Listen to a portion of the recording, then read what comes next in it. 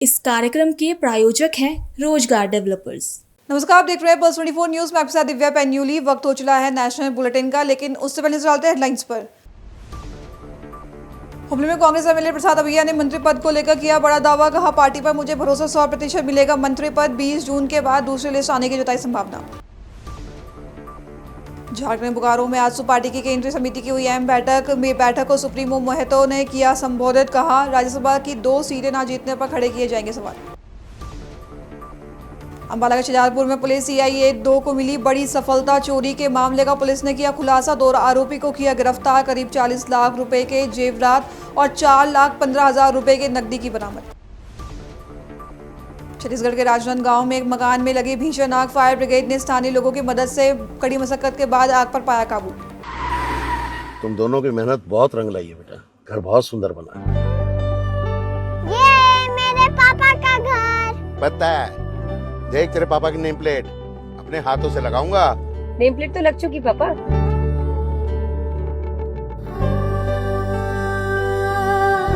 असल मेहनत तो आपने किया पापा, मुझे इस काबिल बनाने के लिए।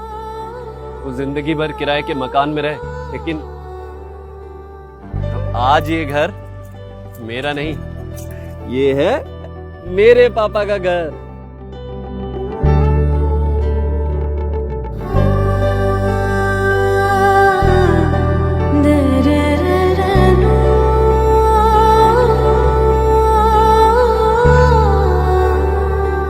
उड़ान सपनों की, आंगन खुशियों का और साथ सकर्णी का।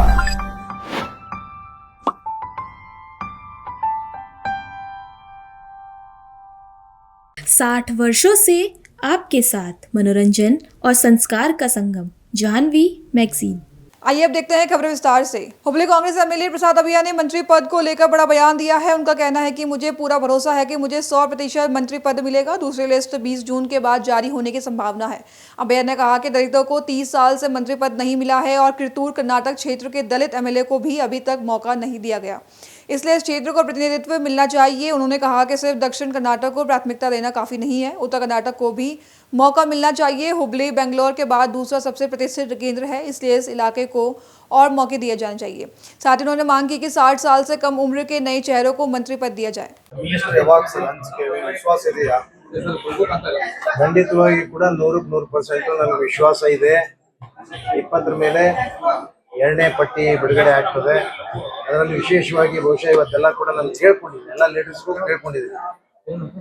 ಈ ಒಂದು ಬೆಳಗಾವಿ ಡಿವಿಷನ್ ಅಂದ್ರೆ ನಮ್ಮ ಈ 7 ಡಿಸ್ಟಿಕ್ ಏನ್ ಬರ್ತಾವ, ಈ ಭಾಗದಲ್ಲಿ ಶಂಕರಾನಂದ್ ಅವರ ಮಗ ಓಂ ಪ್ರಕಾಶ್ ಕಣಗಿಲಿ ಆದಮೇಲೆ ಇಲ್ಲಿವರೆಗೆ ಸುಮಾರು 30-32 ವರ್ಷದಿಂದ ಯಾರೊಬ್ರು ಕೂಡ ನಮ್ಮ ಕಮ್ಯುನಿಟಿಗೆ ಈ ಭಾಗದಲ್ಲಿ ಪ್ರಿಫರೆನ್ಸ್ ಕೊಟ್ಟಿಲ್ಲ, ಯಾರೂ ಆಗ್ಲೇ ಇಲ್ಲ. ಆ ನಿಟ್ಟಿನಲ್ಲಿ ಈ ಭಾಗಕ್ಕೆ ಒಂದು ಪ್ರಿಫರೆನ್ಸ್ ಕೊಡಬೇಕು. ಮತ್ತು ಇಲ್ಲಿ ನಾವು ಸ್ಥಳೀಯರಿರೋದ್ರಿಂದ ನಮಗೆ ಅವಕಾಶ ಕೊಟ್ಟರೆ ಇಲ್ಲಿ ನಾವು ಹೆಚ್ಚು ಕೆಲಸ ಮಾಡಲಿಕ್ಕೆ ಅನುಕೂಲ ಆಗ್ತದೆ ಅನ್ನುವಂಥ ನಿಟ್ಟಿನಲ್ಲಿ ಈ ಒಂದು ಭಾಗಕ್ಕೆ ನಮ್ಗೆ ಕೆಲಸ ಮಾಡಲಿಕ್ಕೆ ಮಂತ್ರಿ ಕೊಡಬೇಕು ಅನ್ನುವಂಥದ್ದು ಬಹಳಷ್ಟು ಎಲ್ಲ ಹಿರಿಯರಿಗೆ ಮುಖಂಡರಿಗೆ ಕೇಳ್ಕೊಂಡಿದ್ದೀನಿ. ಅದು ನ್ಯಾಯಯುತವಾಗಿ ಇವತ್ತು ಈ ಭಾಗಕ್ಕೆ ಕೊಡಬೇಕಾಗ್ತದೆ.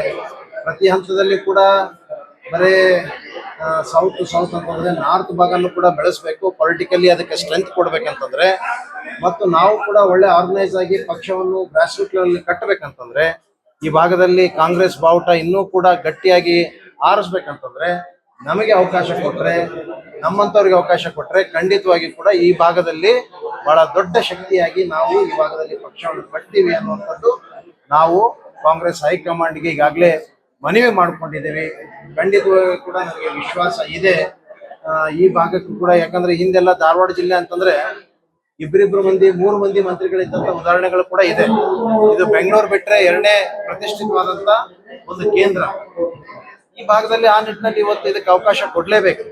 ಬರೀ ಬಾಯಿ ಮಾತಿನಲ್ಲಿ ನಾವು ಬರೀ ಬೆಂಗಳೂರು ಆದ್ಮೇಲೆ ಹುಬ್ಬಳ್ಳಿ ಅಂತ ಹೇಳಿ ಬಾಯಿ ಮಾತಿನಲ್ಲಿ ನಾವೆಲ್ಲ ಹೇಳುವಂಥದ್ದಾಗ್ತದೆ. ಆದರೆ ಇಲ್ಲಿ ಅವಕಾಶಗಳು ಬಹಳ ಕಡಿಮೆ. ರಾಜಕೀಯವಾಗಿರ್ಬೋದು, ಬೇರೆ ರೀತಿಯ ಎಲ್ಲಾ ರೀತಿಯಲ್ಲೂ ಕೂಡ ಅವಕಾಶ ವಂಚಿತರಾಗಿರ್ತೀವಿ. ಆ ನಿಟ್ಟಿನಲ್ಲಿ ಈ ಭಾಗಕ್ಕೆ ಹೆಚ್ಚು ಅವಕಾಶವನ್ನು ಕೊಡಲೇಬೇಕು ಅಂತೇಳಿ ಒತ್ತಾಯ ಮಾಡ್ತಾ ಇದ್ದಾರೆ. ಈಗಾಗಲೇ ಸೀನಿಯರ್ಸ್ ಅಲ್ಲಿ ಖಾತೆ ಹಂಚಿಕೆ ವಿಚಾರದಲ್ಲಿ ಕೆಲವಷ್ಟು ಅಂದ್ರೆ ಅಸಮಾಧಾನ ಅಲ್ಲ, ಯಾವುದು ಭಿನ್ನಾಭಿಪ್ರಾಯಗಳಿಲ್ಲ. ಸಣ್ಣ ಪುಟ್ಟ ಈಗ ಒಂದು ಮನೆಯಲ್ಲಿ ಸಣ್ಣ ಪುಟ್ಟ ಒಂದು ಫ್ಯಾಮಿಲಿಯಲ್ಲೇನೆ ಸಣ್ಣ ಪುಟ್ಟ ಭಿನ್ನಾಭಿಪ್ರಾಯಗಳು ಇರ್ತಾವ. ಇದೊಂದು ದೊಡ್ಡ ಪಾರ್ಟಿ ಸಮುದ್ರ. ಇಲ್ಲಿ ಒಂದು ಸಣ್ಣ ಪುಟ್ಟ ಏನಾದರೂ ಅವರ ವಿಚಾರಗಳನ್ನು ವ್ಯಕ್ತಪಡಿಸಲಿಕ್ಕೆ ಅವರು ಒಂದು ಅವಕಾಶ ಕೇಳಿದ್ದಾರೆ.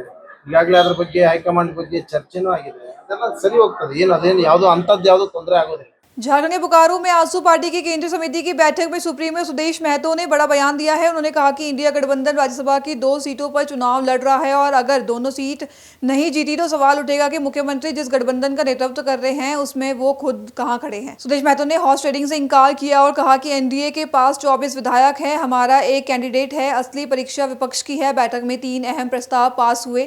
तो वहीं दूसरी तरफ कहा कि 22 जून को धनबाद में स्थापना दिवस बलिदान दिवस के रूप में मनाया जाएगा। 7-8 अगस्त को जमशेदपुर में निर्मल महतो शहादत दिवस और पर युवा सम्मेलन होगा और 5 जुलाई को रांची में महिला सम्मेलन होगा। सुदेश महतो ने 1932 आधारित स्थानीय नीति और कानून व्यवस्था पर सरकार को घेरा। इसके साथ ही बोकारो कैंप 2 के जायका में 5 घंटे चली इस बैठक में पार्टी को झारखंड में मजबूत करने का ब्लूप्रिंट तैयार किया गया। नहीं, ऐसा नहीं। आज पार्टी की केंद्रीय समिति की और केंद्रीय सभा के पदाधिकारियों के साथ संयुक्त बैठक आज रखी गई है, जहाँ पार्टी के अपेक्षित कार्यक्रम के बारे में चर्चा किया गया। पार्टी ने सभी बूथ स्तर पर पदाधिकारी नियुक्त करने का, सभी यूथ आजसू के पूरे संगठन को पंचायत तक पहुंचाने का, साथ ही साथ महिला आदि आबादी की जो आबादी के हमारा संकल्प है उसको और उसके नेतृत्व को संवारने का, उनके नेतृत्व को उभारने का, उन्हें स्वावलंबी बनाने का, उसी संकल्प को आगे जो संगठनिक रूप से ढांचागत रूप से पार्टी का कार्यक्रम था उसी के संदर्भ में चर्चा की गई। जिले आधार पर चर्चा जरूर की गई, समीक्षा की गई। जो बेहतर किए हैं उनके बारे में जरूर तारीफें हुई है, जो ना कर पाए उन्हें एक समय सीमा दिया गया है कि पार्टी रीस्ट्रक्चर पर बल दिया था जैसे, और हमने एक समय सीमा के अंदर पार्टी के सभी सहयोगी इकाई को राज्य स्तर पर स्थापित करने का पार्टी के सभी पदाधिकारियों को निर्देशित किया है। वो अपने दायरे पे अपने दायित्व को समझे और कार्यों को पूर्ण करें। ये मुख्य रूप से था।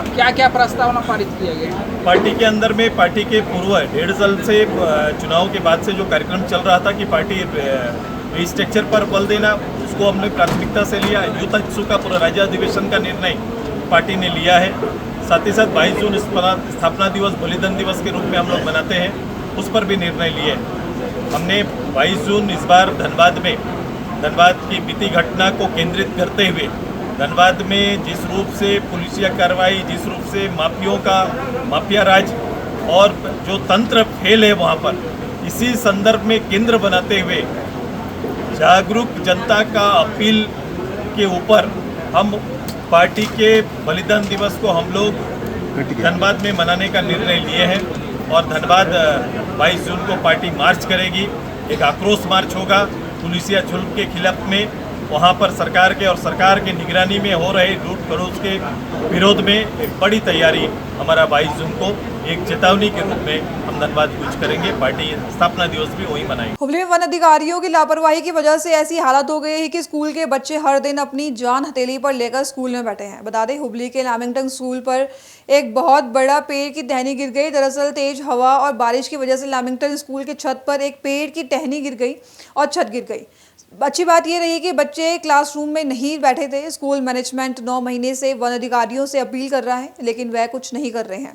पेड़ सालों से गिरने की हालत में है, फिर भी वन अधिकारी बच्चों की जान से खेल रहे हैं। छत का एक हिस्सा पहले ही गिर चुका है और कमरा खाली करा दिया गया है। आपको बता दें कि इस लैमिंगटन स्कूल कैंपस में पहले ही कई पुराने पेड़ हैं, वे गिरने की हालत में हैं। शिकायतों और अपील के बावजूद वन के अधिकारी ही आकर पेड़ नहीं हटा रहे हैं।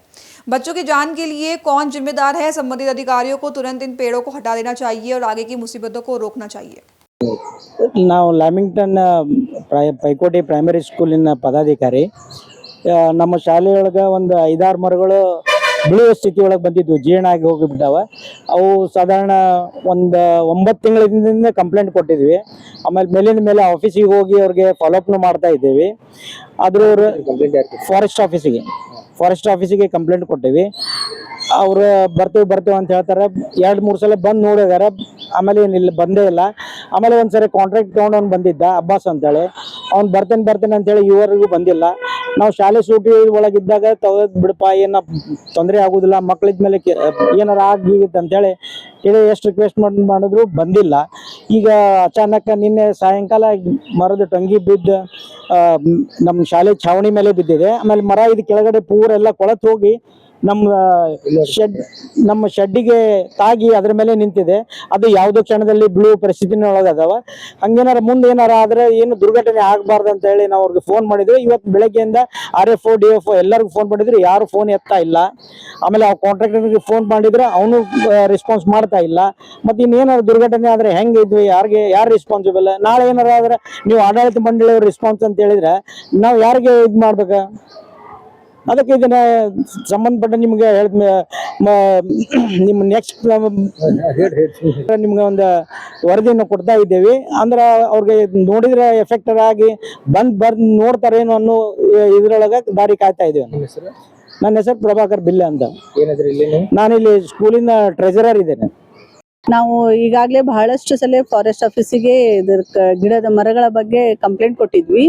ಈಗ ಕಂಪ್ಲೇಂಟ್ ಕೊಟ್ಟು 9 ತಿಂಗಳಾದ್ರೂ ಇನ್ನೂವರೆಗೇನು ಯಾರೂ ಇಲ್ಲೇ ಬಂದಿಲ್ಲ. ಬಂದು ನೋಡಿ ಹೋದ್ರೂ ಕೂಡ ಅದ್ರ ಬಗ್ಗೆ ಆಕ್ಷನ್ ತಗೊಂಡಿಲ್ಲ.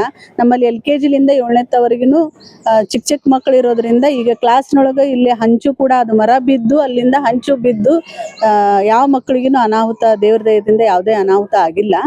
ಮುಂದೆ ಏನಾದರೂ ಮತ್ತೆ ಹೊಳ್ಳಿ ಅದೇ ಮರ ಮೊಟೊಂಗಿಗಳು ಬಿದ್ದು ಅಲ್ಲಿ ಕ್ಲಾಸ್ನೊಳಗೆ ಏನಾರ ಆದ್ರೆ ನಮ್ಗೆ ಬಹಳಷ್ಟು ಅದರಿಂದ ಭಯ ಆಗ್ತದೆ.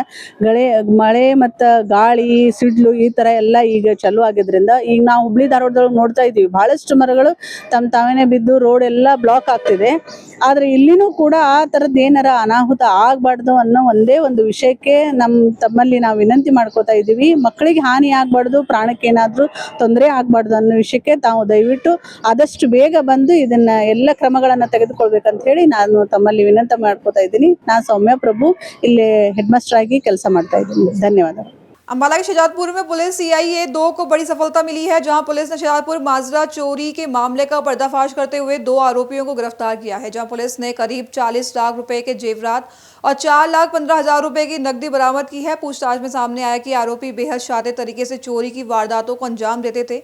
पहचान छुपाने के लिए वे मुंह ढककर रखते थे। उन्होंने विवेक बरार के घर में छत के रास्ते से प्रवेश किया और वहां लगे लोहे के जाल को उखाड़कर घर के अंदर सेंध लगाई थी, जिसके बाद टीम ने तकनीकी संसाधनों और अपने मजबूत सबूतों का इस्तेमाल करते हुए दोनों आरोपियों को धर दबोचा। फिलहाल अब पुलिस मामले में आगे कार्रवाई कर रही है। हजारीबाग जिले के बहरी थाना क्षेत्र अंतर्गत करसो पुल के समीप अज्ञात अपराधियों ने एक युवक की गोली मारकर हत्या कर दी। बता दें, मृतक की पहचान शहर के ओखनी निवासी विक्की सोनी के रूप में हुई है। जानकारी के अनुसार विक्की सोनी अपने एक मित्र के साथ केदारनाथ तीर्थ यात्रा के लिए निकले थे।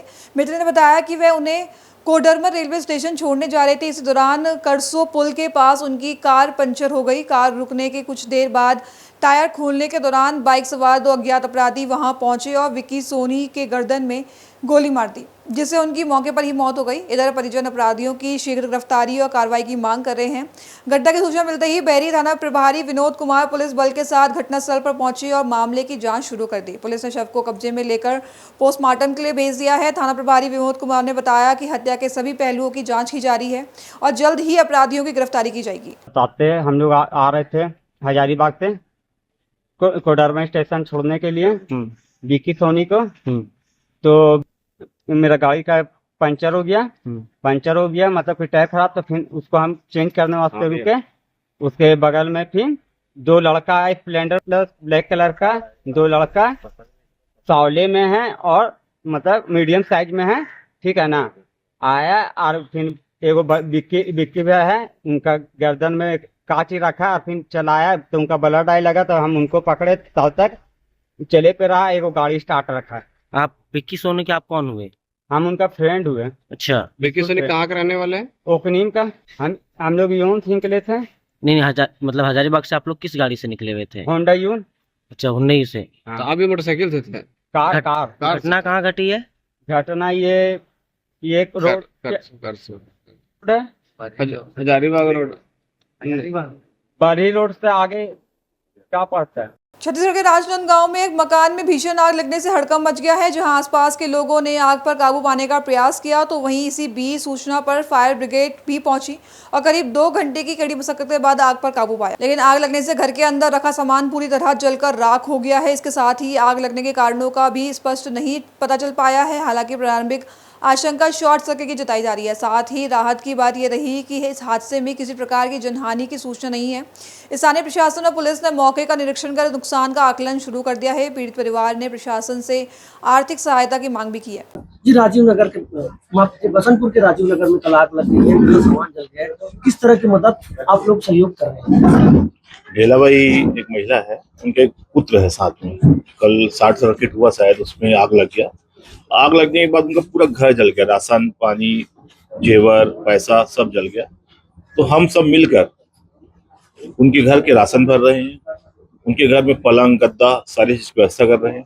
एक हमारे परवेज भाई है, समाज सेवी है, उनके द्वारा मकान बनाने का घोषणा किया गया है और मकान बना के देंगे। वो हमारे ऋषि भाई हैं जो कल से इस परिवार के साथ में खड़े हैं। पार्षद साहब भी परिवार के साथ खड़े हैं और हमारे तरफ से जितना मदद होगा, जो मदद परिवार मांगेगा उतना मदद हम करेंगे। और मैं प्रशासन से भी निवेदन करता हूं कि प्रशासन आए और इनको जो आर्थिक क्षति हुई है उसका मुआवजा राशि घोषणा करे। एक भाजपा नेता भी पहुंचे, सुमित भाटिया जी, उनसे भी आपसे चर्चा हुई है, क्या सहयोग कर रहे हैं वो? सुमित भाई बहुत लोगों की मदद कर चुके हैं, इस परिवार के लिए भी तन मन धन से खड़े हुए हैं। उनका भी कहना है कि जो बोलोगे मैं मदद करने को तैयार हूँ। आपका नाम? मिर्जा हबीब बेग, कौमी एकता समिति। शॉर्ट सर्किट से लगे सारा मंडी से डॉक्टर घर के से पूरा खाए पिए के बर्तन भाड़ा सब चीज है जल गए, कुछ भी नहीं है। तो सरकार से निवेदन है कि घर पर पूरा बनावा ना दिया जाए कर, हमारे कोई आगे पीछे कोई नहीं है। काका जल के कुछ पता है? सब चीज जल के आधार कार्ड वाट जितना पैसा 60,000 पैसा रिसोपी है, मंगलसूत्र ले रहे हूँ और भाई पर अगली महीना ले रहे हूँ 40,000 के भी जल गए और प्लस 60,000 पैसा सब बर्तन भाड़ा हर चीज अलग पलंग गद्दा वद्दा अलमारी जो भी ना वो पूरा जल गया। कुछ नहीं बची? कुछ नहीं बची। अभी आप मन की मदद कौन करते हैं? अभी ये जो पार्षद वार्षद ये सब जन मन हावे ना खाए पिए राशन पानी अभी पर लाते हैं। सरकार से मदद का चाहत बा? ये घर द्वार की मदद चाहते हैं सरकार से, बना के ही करके। ठीक, आपका नाम? मैं टेमी पैसा थी। अभी के लिए बस इतना ही। खबरों के लिए बने रहे पल्स 24 न्यूज के साथ। अब तक के लिए नमस्कार। तुम दोनों की मेहनत बहुत रंग लाई है बेटा, घर बहुत सुंदर बना है। ये मेरे पापा का घर। पता है, देख तेरे पापा की नेम प्लेट अपने हाथों से लगाऊंगा। नेम प्लेट तो लग चुकी पापा।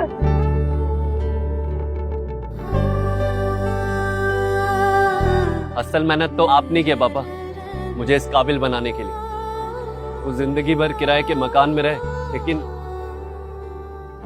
आज ये घर मेरा नहीं, ये है मेरे पापा का घर।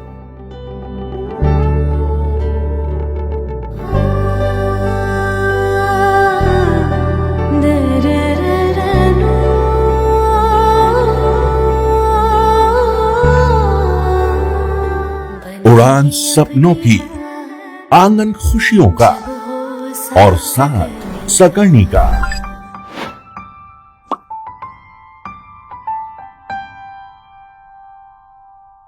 60 वर्षों से आपके साथ मनोरंजन और संस्कार का संगम, जाह्नवी मैगजीन। इस कार्यक्रम के प्रायोजक थे रोजगार डेवलपर्स।